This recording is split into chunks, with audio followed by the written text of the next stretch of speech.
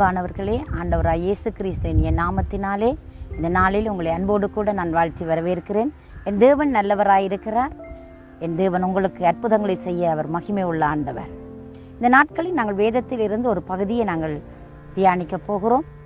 ஏசாயாவின் தீர்க்க தரிசன புஸ்தகம் 60வது அதிகாரம் 1வது வசனம் சொல்கிறது, எழும்பி பிரகாசி, உன்னொளி வந்தது, கர்த்தருடைய மகிமை உன்மேல் உதித்தது என்று சொல்லப்படுகிறது. நீ எழும்பி பிரகாசிக்கும்படியாக தேவன் உனக்கு மகிமையின் ஒளியாயிருக்கிறார். அவர் மகா மேன்மையான கடவுள், அவர் மாசற்ற தெய்வம். உன்னையும் என்னையும் அவர் நேசிக்கிற ஆண்டவராய் இருக்கிறார். எனக்கு அன்பான கர்த்தருடைய பிள்ளைகளே, நாம் இன்றைக்கு என்ன சூழ்நிலையிலே நாம் எழும்ப முடியாதவர்களாய், நாம் தவித்தவர்களாய் இருக்கிறோம். நாங்கள் எதில் மேற்கொள்ள முடியாத ஒரு சூழ்நிலையில் நின்று கொண்டிருக்கிறோம். யார உதவியும் இல்லை என்று நாம் யோசித்து கொண்டிருக்கிறோமா? நான் உங்களுக்கு வேதத்திலிருந்து ஒரு உதாரணத்துக்கு ஒரு சம்பவத்தை நான் உங்களுக்கு காட்டி கொடுக்க விரும்புகிறேன். பேதுரு என்கிற மனிதரை குறித்து நீங்கள் யாவரும் கேள்விப்பட்ட ஒரு விஷயம். இந்த பேதுரு என்ற மனிதன் ஒரு நாள் அவன் படகிலே பயணித்து கொண்டிருக்கிறார். ஆண்டவருடைய சொல்லை கேட்டு அவர்களுடைய பயணம் ஆரம்பமானது. இப்படி அவர்கள் பயணத்தை ஆரம்பிக்கிற பொழுது சடுதியான பயங்கரமான ஒரு புயல், பயங்கரமான காற்று வேகமாய் அடித்தது. கடலும் கொந்தளித்தது, காற்று வேகமாய் வீசியது. படகு பயங்கரமாய் தண்ணீரினால் நிரம்பி அவர்கள் மிகவும் வேதனைப்பட்டார்கள், மிகவும் வேதனைப்பட்டார்கள். இந்த சூழ்நிலையிலே நாங்கள் மரித்து போய்விடுவோமோ, நாங்கள் மரித்து போய்விடுவோமோ என்று சொன்னார். என் ஆண்டவர் அந்த சூழ்நிலையை பார்த்து ஆண்டவர் அவர்களுக்கு உதவி செய்யும்படியாய் கடந்து வந்தார். வருகிற பொழுது அந்த மனிதன் இவ்வண்ணமாய் கேட்கிறான், ஆண்டவரே, நீரானால் இந்த சூழ்நிலையில் நான் நடந்து வரட்டுக்கும் என்று சொல்லி கேட்ட பொழுது ஆண்டவர் சொன்னார், நீ நடந்து வா என்று சொன்னார். அவருடைய சொல்லை நம்பி இந்த மனிதன் நடந்து போனான். என் ஆச்சரியம், ஆண்டவரை பார்த்தவனுடைய நடை இருந்த ஒவ்வொரு வினாடிகளிலும் அவனுடைய நடைகள் மிகவும் ஸ்திரமாயிருந்தது, பலனாயிருந்தது. அவரை நோக்கி நடந்த நடைகளிலே ஒரு கம்பீரம் இருந்தது. ஆனால் சற்று ஒரு கணத்திலே கடலையும் காற்றையும் அவர் திரும்பி பார்த்த அதே வினாடியில் அவர் அமிழ்ந்து போகத்தக்கதாக அவர் நீர் அவரை மூடிக்கொண்டது. அந்த நேரத்திலே இந்த மனிதன் தன்னுடைய சூழ்நிலையை உணர்ந்து கொண்டார். ஆண்டவரை நோக்கி பார்த்து, ஆண்டவரே, எனக்கு உதவி செய்ய வாரும், ஆண்டவரே, எனக்கு உதவி செய்ய வாரும் என்று சொல்லி அவரை நோக்கி கூப்பிட்டார்.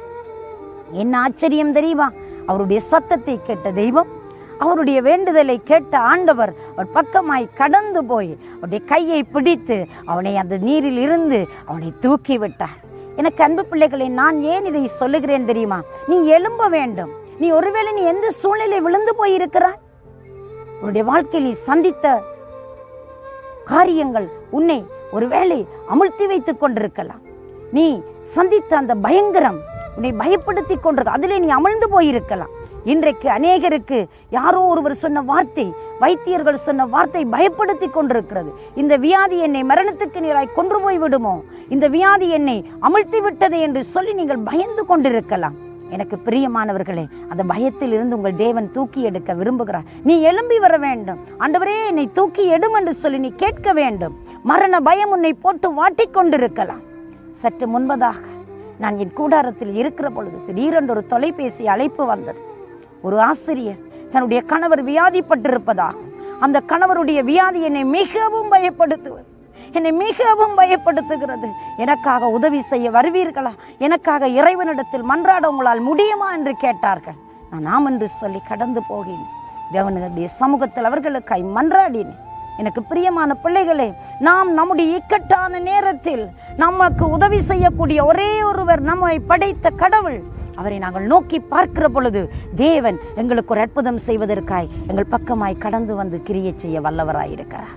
அதுதான் வேதம் சொல்லி, எழும்பு, நீ எந்த இடத்தில் விழுந்திருக்கிறாய் என்பது காரியம் அல்ல. அந்த இடத்திலிருந்து எழும்ப வேண்டும், அந்த பயத்திலிருந்து எழும்ப வேண்டும், அந்த சோகத்திலிருந்து எழும்ப வேண்டும். அந்த நிலையிலே தேவன் உனக்கு உதவி புரியும்படியாக, அவர் உன்னை பிரகாசிக்கும்படியாக, இந்த நாளிலே ஒரு அற்புதம் செய்யும்படியாக உன்னை படைத்த ஆண்டவரே இறங்கி வந்துடுவார். உன்னை படைத்த தேவன் உன்னை தேடி வந்து உனக்கு நன்மை செய்வார். நாங்கள் யாரும் தேடி போகலைங்க, எங்களை தேடி தெய்வம் வந்தார். என்னையும் உங்களையும் தேடி வந்து இந்த நாளில் அவருடைய சத்தத்தை தொனிக்கப்பட, எழும்பு, எழும்பு சீயோனே, உன் வல்லமையை தரித்துக்கொள், எழும்பு. நீ தேவன் எழும்பும்படியாக விரும்புகிறார். எழும்பி பிரகாசி, உன் ஒளி வந்தது, கர்த்தருடைய மகிமை உன்மேல் உதிக்கப் போகிறது. எந்த சூழ்நிலை வெட்கப்படுத்தினதோ, எந்த சூழ்நிலை பயப்படுத்தினதோ, எது உன்னை எழும்ப முடியாது அப்படியே அமுழ்த்தி வைத்திருந்ததோ, அந்த சூழ்நிலையில உன்னை தூக்கி எடுக்கு, உன்னை பிரகாசிக்கும்படி நீ எவ்வளவுத்திற்கு நீ விழுந்து போயிருந்தாயோ அதில் இருந்து தூக்கி எடுத்து உயரத்தில் உன்னை கொண்டு போய் நிறுத்துவதற்கு உன் தேவன் சர்வ வல்லவராயிருக்கிறார். பயப்படாதிருங்கள். உங்களுக்கு ஒரு அற்புதமான சத்தியத்தை இந்த நல்ல நாளில் நான் உங்களோடு பகிர்ந்து கொண்டிருக்கிறேன். இதை எத்தனை பேர் நம்புகிறீர்கள்? எத்தனை பேர் அதை பிடித்து கொள்ளப் போகிறீர்கள்? நான் ஜெபிக்கிற பொழுது அந்த மகிமை இந்த நாளிலே உங்கள் மத்தியிலே இறங்கி வரும். நீங்கள் இருக்கிற இந்த நிலையிலிருந்து உங்களை விடுவிக்கும்படியாய் கர்த்தருடைய கரமே உங்களுக்காய் கிரியை செய்ய போகிறது. நான் உங்களுக்காக ஜெபிக்கட்டும். கண்களை மூடி தேவனை நோக்கி பார்ப்போமா?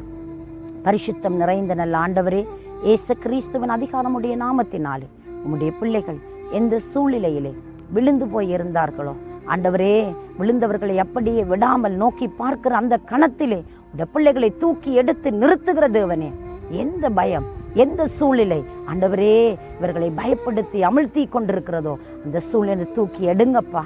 ஒரு நன்மை செய்யுங்கப்பா. உடைய பிள்ளைகளை பிரகாசிக்க வையுங்க, மகிமைப்படுத்துங்க சுவாமி. நீங்க மகிமைப்படுத்துகிறவர், நம்புகிறவர்களை ஆண்டவரே நீர் எப்பொழுதும் கனம் பண்ணி காக்கிற கர்த்தரையா, நீங்கள் அப்படியே உடைய பிள்ளைகளுடைய கரம் பிடிச்சு நடத்துங்க.